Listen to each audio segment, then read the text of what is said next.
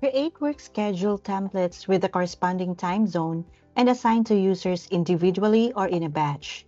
You want to make sure that the time zones are set for where you're at and the hours of operation, so attendance bots will send those clock in or clock out reminders at the correct work hours. Under Settings, go to the user's work schedule, click on the template setting, then click the Add button. Next, enter a template name and assign a corresponding time zone for the schedule. Use the time zone based on your main office location and set the from and to time based on your office work hours. Then, click the icons on the right to apply the template time for each day. Click the Confirm button to save the template setting.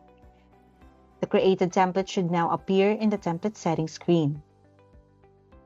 You can then apply a template individually to a user by clicking Edit on the right side of the member's or the employee's name, or to a batch of users by ticking the check boxes corresponding to their names and clicking Batch Apply.